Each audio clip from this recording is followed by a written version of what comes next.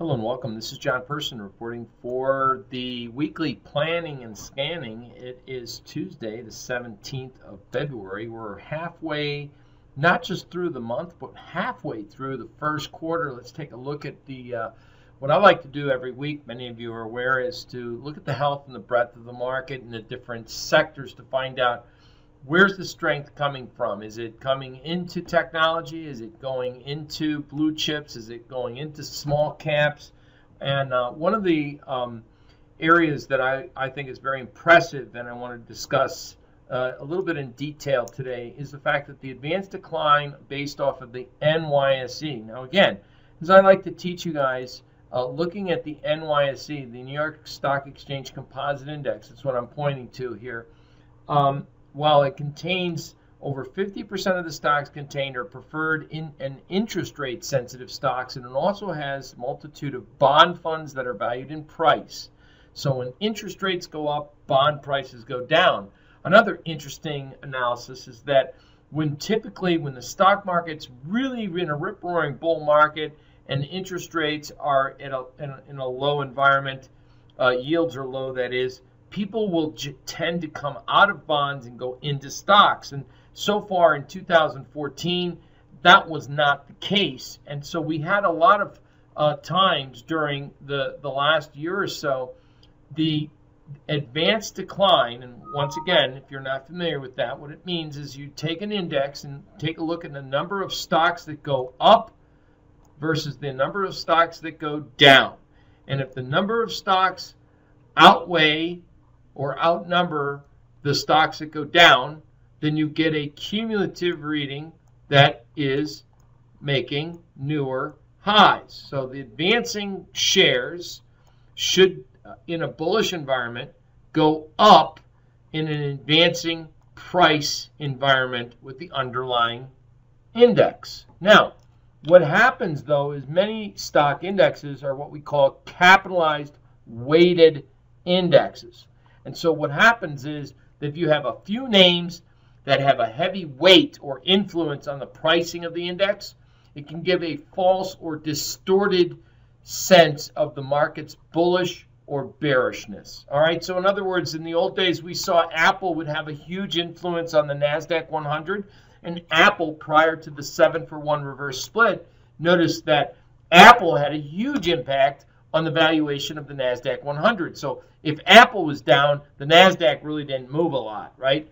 So that's why we would take a look at an equal weighted ETF on the NASDAQ 100, and then why we take a look at the breadth analysis of each respective stock index. So that's the lesson that I want to get through, and more importantly, review with you about the NYSE's advanced decline, because I think this is pretty much a very important point to observe. We have seen the advanced decline, which just broke out, by the way, in the last 2 weeks, this huge upsurge in the advanced decline, as you can see on a very small price move of the NYSE. Why is that important? Well, I'm going to show you right now. Now, remember I just mentioned that the NYSE preferred stocks, interest rate sensitive stocks, utility stocks, and of course bond funds. So remember that if the NYSE, the New York Stock Exchange Composite Index, if the advanced decline has been moving up, now this is a daily look-see, and if we have seen the daily advanced decline accumulating to the upside, that means more stocks in the NYSE are outpacing stocks moving down, right? So not all stocks go up in a bull market, and again, not all stocks go down in a bear market. We've seen that throughout our recent history. So with this, why am I making such a big deal about this? Well, let's take a look at bond prices right now. Why I find it fascinating that the advanced decline on the NYSE has rallied in the last 2 weeks. I want you to focus in on what bond prices have done over the last 2 weeks. We've traded from about 150, as you can see, 151.5 right here, close to 152, and we're trading down to 144. This is an amazing decline. In fact, even in our trading room, we've been talking about going short the market. We talked about when we broke the spread, we had this rising wedge formation. We talked about a breakdown of a last conditional change using the spread on the knob. That was right before I went up to the World Money Show. I said, hey, folks, now's the time to be bullish the TBT, which is the ETF that tracks yield, and bearish TLT, which is the exchange traded fund that tracks price. I'll get back to you in just a moment, and perhaps you've witnessed and watched and followed up with those planning and scanning videos that we've done over the last few weeks. Needless to say, what I find fascinating and very important, and also gives the integrity of the stock market and the residual strength that it continues to have, is if the advanced decline in the NYSE can rise with that amount of decline in bonds, I think that bodes well for a very strong hint of a broad-based stock market rally that should continue for at least a few more weeks, or at least another 2 to 4% to the upside in the bulk of stock indices. That's right, 2 to 4%. So anywhere, maybe sometimes my guess is that I look for markets to move up a few percentage points, and then not only do they go up, we're right, but we're not right enough. They go up even further than I expect. Last year, of course, was my more famous market prognostication call when I said the NASDAQ could go up 3% and the NASDAQ went up 9%. So needless to say, I think at this point in time, it's imperative to watch and pay attention. Also, when I take a look at the utility sector, which is tied in, of course, with bonds. So let's take a look at the utility by looking at the XLU, the exchange traded fund. As you can see, it clearly mirrors the decline in treasury bond prices. You can see this. So from peak to valley, so to speak, gosh, that's 9.98%. That's just about, let's be honest, I'm sure I could get that to the exact low. From peak to exact high to exact low is over 10% correction or downside move in the utilities. Let's take a look at the bonds and say, well, what was that? It was not a 10% correction, but let's take a gander here. It's 5%. So based on utilities, an ETF that barely moves had a 10% loss of valuation in as little as 3 weeks. That is a huge move. And if all the stocks that are in the NYSE that are interest rate sensitive, preferred stocks, utility stocks, and bond funds, and we can still muster the ability for the weekly advanced decline to break out to newer highs. Just imagine the kind of strength and broad-based, and or at least how many other sectors must be going up relative to those two markets, utilities and bonds, that are going down. It must mean that a lot of different stocks in various sectors are moving up. And that is why we want to pay attention to this. And what does this mean? Well, it means that we probably have, if this is another thing is that I see is on a weekly basis, that the on balance volume indicator, while granted we didn't make a new high, and you, if I can zoom this up, you can see it a little clearer now. There we go. As you can see, the on balance volume has not made a new high, but that might be a delayed reaction as people are starting to wonder whether or not they should chase this market. Because, after all, when you look at a price move here, and if you begin to believe that, well, maybe this is just a what, 1, 2, 3, a potential triple top. And the fact is, the volume hasn't taken out the high. Well, the funny thing is, at least relative to these old highs right here, relative to the current price right now, relative to the past closing highs, let's take a look. This is the past high. Let's take a look. This is a past high. And then now let's take a look at the levels of the on-balance volume. If you'll note, we are actually higher currently in volume, which to the naked eye did not look like we were, but the price structure is actually, as you can see, lower. The price structure or current price valuation is lower than it was back at these readings, and volume is actually what? Volume is actually higher than at the same point in time that these highs were created. So we have right now on a weekly basis both an increase in volume, which means that this rally is sustainable, and we have an increase in advanced decline, especially with the weight of utilities going down and bond funds going down in value. So this to me is a very at least sustainable bullish trend in the market, and I wanted to go over that information with you in a little bit more concise, clearer detail. All right, so since the beginning of February, we had some interesting analysis that we've put out. It's been a very tricky, I think, according to the media, the news, some of you that have sent me emails and thanking me for the research that we've put out, which, believe it or not, I appreciate when I get those emails and the compliments. It tells me that I'm doing my job and that my job to help educate you on the right side of the market and get you to trade on the right side of the market is working. So it's good to have feedback. Otherwise, it's just, you know, if we don't seem to help people succeed, then there's no point to it, right? I can crawl inside a hole and do my own work, but my job is to help you stay on the right side of the market. My job is an educator to help you understand what tools are out there that seem to be working best in this environment. So keep those emails coming. We do appreciate them. And also, as always, we also appreciate constructive criticism of how to get things better. Spelling errors, for example, on the website, things of that nature. We always can use a hand. Our first and foremost goal is to put out not only quality information, but quality information in a timely basis so that you can understand it, study it, and act on it accordingly.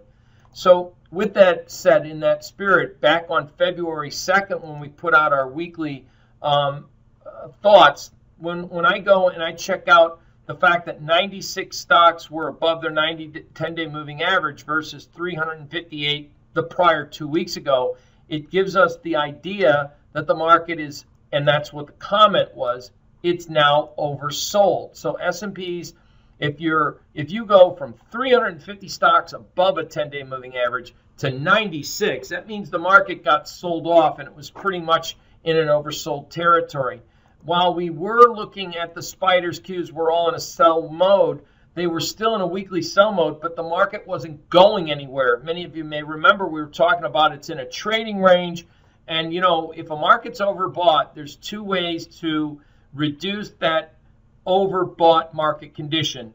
One way is the market moves sideways, and another way is the market corrects by moving lower. The stock market did work out its overbought conditions by moving sideways in a very choppy, violent range, which my famous last words in our trading room on Monday the 9th, when the market gapped lower and started trading lowers, hey folks, don't get bearish in the hole. Don't throw the baby out with the bathwater. We're still in a bullish bias mode and we're in a trading range. And what you do is you get long, you buy against support in a trading range. And that obviously turned out to be very, very profitable information. In addition to that, we put out this identification that the OIH, so in hindsight, now that everyone's back to the bull side of crude oil, not many were bullish back then. We gave you guys the high close doji on OIH as well as the XOP, and we had all of these stocks from the technology space, and every one of these names provided profits. And in the energy sector, COP, Diamond, all these stocks provided profits too. Now, this is one that the biotech sector It just started to rally, so we might be able to get these 330, 340s. This is a very thin market condition, so you have to work specific limit orders. The market peaks out at the end of February into March, so we needed this market to rally in order to get this trade off in a defined risk strategy. So I wanted to review that. Also, in addition, every single one of these spread trades were profitable, and on Friday you should have liquidated and gotten out of the crude oil, heating oil spread. You do it before the 16th, would have been Friday because Monday was the holiday. But every single one of these spread trades have worked, and we in fact gave out these charts so that you can see how they work. And in Genesis, for you lifetime subscribers, we've created every one of those spread charts, and it's available to you just by going to where we see here it says Pages, JP multiple time, and it'll populate here all of those spread charts that I've created in the weekly planning and thoughts and observation. Every single one of those are up, okay? So these are today. Copper had a little hickey. It was profitable yesterday and last week by approximately $500 on an intraday basis. As you can see, it's been as high as 150, now negative 265. That's copper. This is the copper spread. So with that said, this is one that from a seasonal perspective, this is one that now would be giving heat. And this is now the only one, and you just got into this trade last week.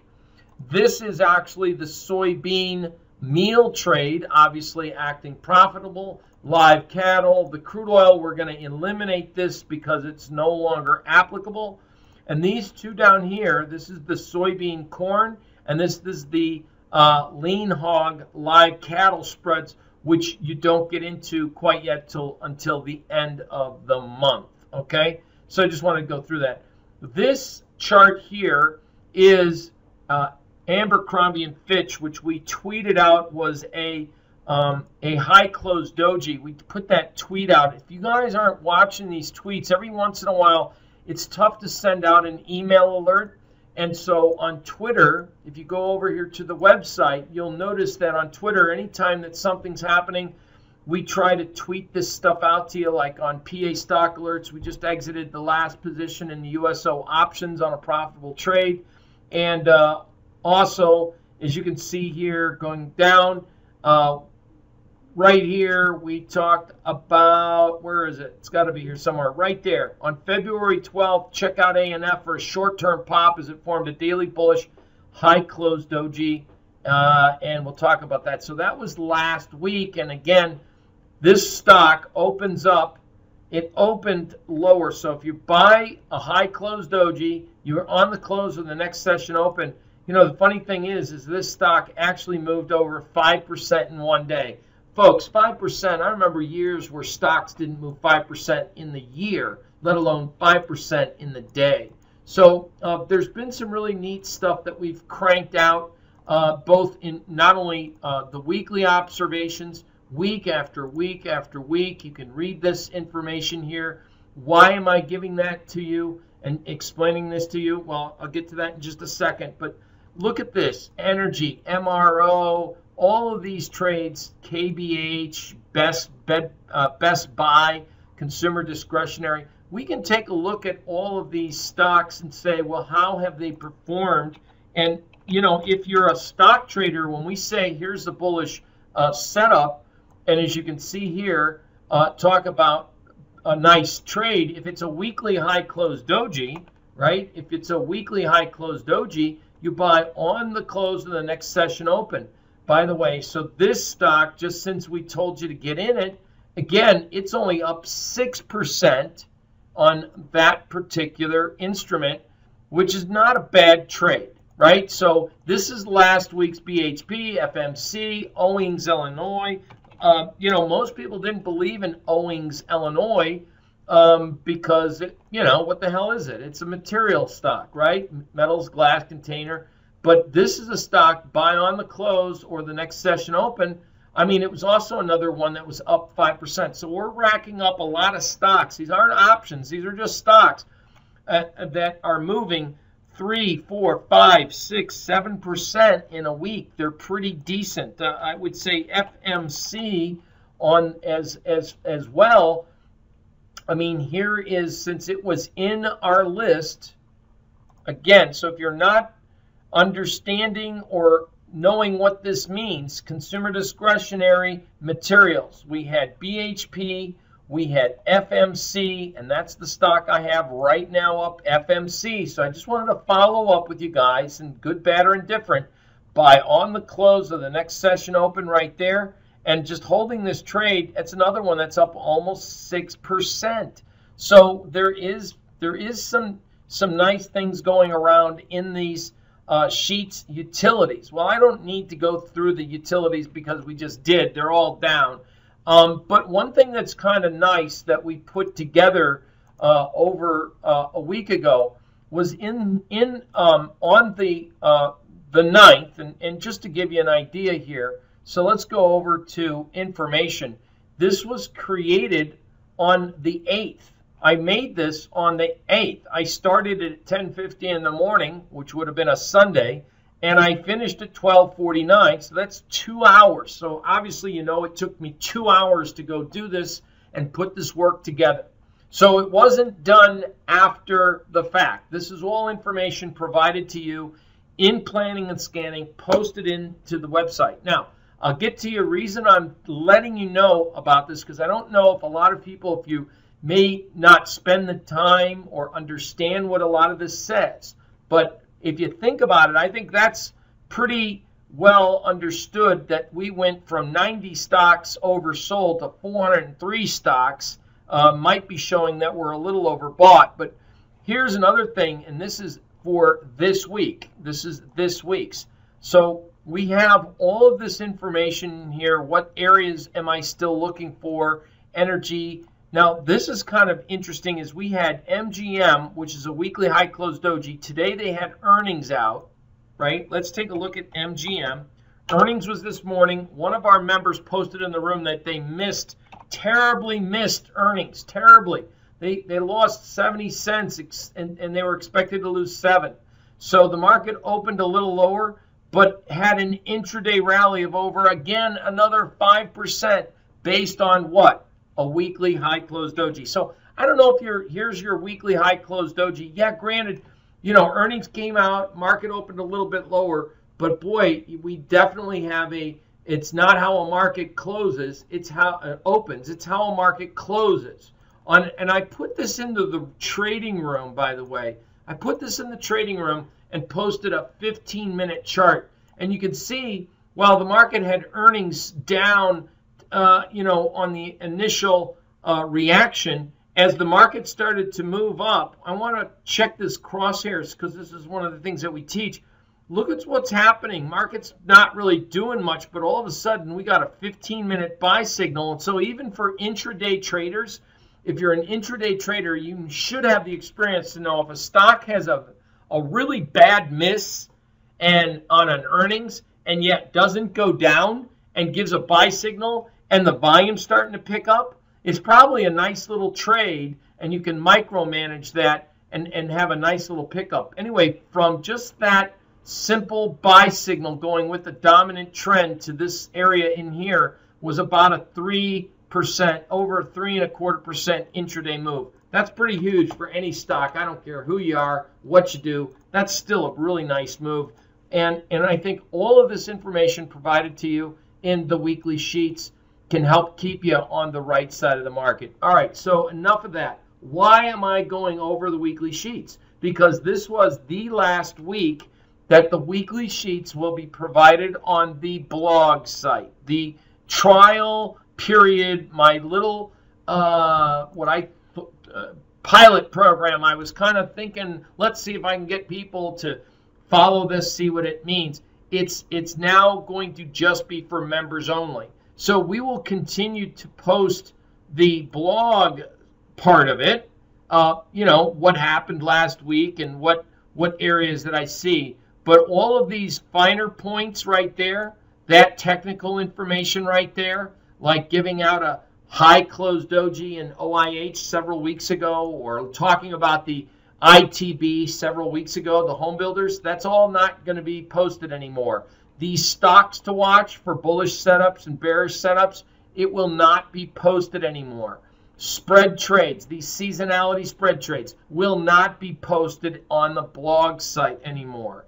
If you're not familiar with what I'm talking about, I will share that with you right now real quickly.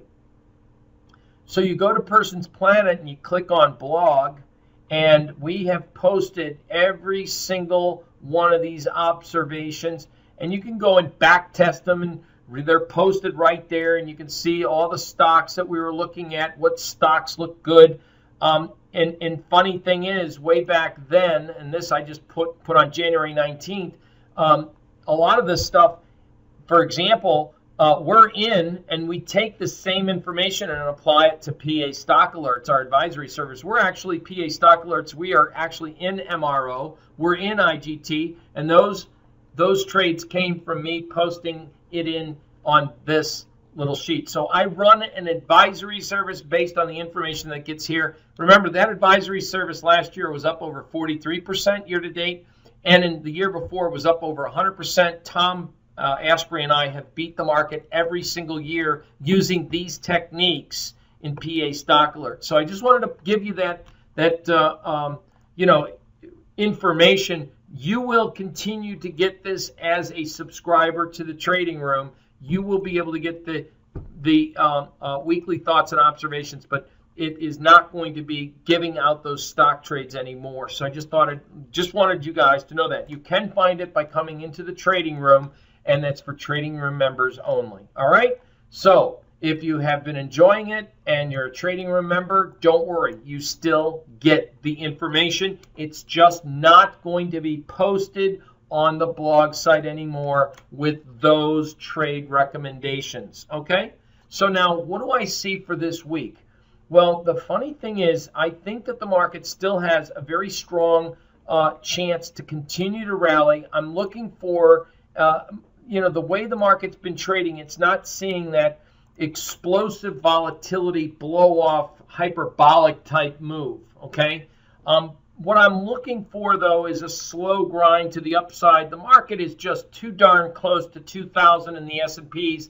It's too close to 18,000. It's too close in the NASDAQ to get to 4,400 not to see these levels be hit. So moral of the story is I am looking for those levels to be hit. When we take a look at the weekly McClellan oscillator, this is pretty spooky in the fact that the market's now rallying. See, we're rallying here and making newer highs, and the McClellan oscillator on a weekly basis is still over. It's in kind of oversold territory. So that tells me, see where we're at, oversold territory. We're in oversold territory. I mean, the last time we had an oversold territory of this type of reading was right there. Let me remind you, let's see what the market did at that point in time. That was in April last year, and the market continued to move up until about July. There was a strong stretch of how the market went from oversold until it went into a weekly overbought market condition. I'm saying that this is now the best time of the year to be in the stock market between now and May, right? Sell in May, go away. And if this is one of the best times to be in the market and we're oversold, we could see, let's review, February, March, April, 2.5, almost 3 months of upside. So within the realm of reality, granted, we could see, some chop back and forth, but I think the overall trend in the market is going to be higher, and that's why I claim we could see between another 2 to 4% easily in the stock market to the upside based on that information. Money is coming out of the bonds. It's very evident. Just to remind you, this knob spread, we talked about the market making lower highs and lower lows, and it was that 1930, it was that swing peak, that was that level that we gave in the trading room. If we break that level, then we could see it's time to look at puts in TLT. In fact, even, by the way, just to share with you, on the 9th, on the week beginning the 9th, I even put out about this nice thing. Look, as for the bonds, we track our old knob spread. A broke below the 1920 bear, forming a bearish top, blah, blah, blah. We are entering seasonally weak period of time, and you can check out an inverse ETF to check out, and I gave that inverse ETF. It's called the DLBS. So I gave actually that on the 9th. Great information there. Undeniably, really excellent research to put out there. Not to toot my horn. I hate to toot the horn too loud. But the point is that this weekly observation is amazing information that I do, not really for you guys as much as I do it for myself for selfish reasons. So with that said, this is just to let you know, I think really good ways of trading the market by taking a look at relative strength information, taking a look at what sectors might be prone to go up. This is my relative strength page, which I'd like to go over on a weekly basis with you guys for planning and scanning. As you can clearly see, XOP, which is now up 12%, the energy, XOP up 12%, might be a little bit dicey. The utility sector, which is right here, the fuchsia, the XLU, is down on the year. It's now down on the year. It was up 4.5%. Now it's down 4.5%, which close enough to about that, what I mentioned, 10% decline from peak to trough. Remember, what you're staring at here is not intraday. This is end-of-day closing valuations based on percentage changes, looking at the top sectors. All right. So what I do see right now is the OIH. The OIH is this green one, is catching up pretty quickly. And then the next thing that I wanted to focus in on is taking a look at industrials. It's right here. That's the XLI. The XLI, industrials. Industrials is starting to outperform. So a lot of the mid-tier or what I call mid-section, they're not at extremes. This is an extreme and that is an extreme. And these guys are kind of in the midpoint, right? Between 1 and 3% up on the year. So these are the ones that I want to focus. Technology, XLK, hasn't really taken off year to date. It's up 3%, but it enters a seasonally strong period of time. We're going to really focus in on some technology and hardware names, by the way. And so just as a reminder, in technology, focus in on some of these names. These are smaller cap, AVG, Finzer. Take a look at some of these names. And in the financials, if we're going to see the banks get involved, regional banks should start to improve. And this is Genworth Financial, GNW. We ought to see some improvement in that. I'm still hot and bothered about watching biotech make its seasonal decline. I'm hot and bothered. It's just an old term. As far as I believe that this, again, market is rallying on extremely thin volume. And one of these days, they're going to yank the plug on that one. Next is a parabolic stock. It's Sherwin-Williams. And just put up a chart. You know what I'm talking about. Well, I'll do it for you. That's what you're here for. So looking at this, this chart, in conclusion, let's just take a look at Sherwin-Williams, SHW. All right, so this is Sherwin-Williams. It is pretty much off the charts relative to the S&Ps. It has tremendously outperformed. Let me see if I can get this up here in focus. There we go. So clearly we can see how it has outperformed. The red line shows it's outperformed the S&Ps, but it's starting, if you note here, it's starting to be, the trend is less pronounced right now. So it might be a market, a segment of the market that's going to be prone for profit taking pretty quickly. And, it does enter in the next couple weeks a little seasonal tendency to peak out in April, which could be, a week early, a week late, a couple weeks early or late. I just think that this market gets, as I've pointed out to you on the charts, on your sheets here,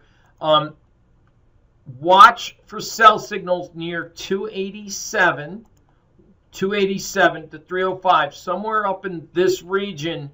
This is where we're looking for sells. What we might want to look for is after real strong trends like this, we go through period of consolidation. So we might be looking for tell signs of weakness, convergent, divergence patterns, something like that, sell signal, where we could look at a credit call spread or something applicable to that in this particular instrument. So with that said, anything else goes on, we'll tweet it out. Please don't not ignore the tweets that we send out. Obviously, if I see something like ANF, it's a high closed doji, you know what it means, and it's up to you to just take advantage of it. So with that said, I hope you've really profited from this year's analysis so far. It's been a wild year. It's only been 6 weeks, so we've got a long time to really kick into high gear, and it looks like an exciting year so far because the analysis and the tools that we're using, they're working. With that said, everyone have a great week. We're going to put 5 days of work in 4 days, so let's get busy and get those sleeves rolled up. We'll see you next week. Thank you, everyone.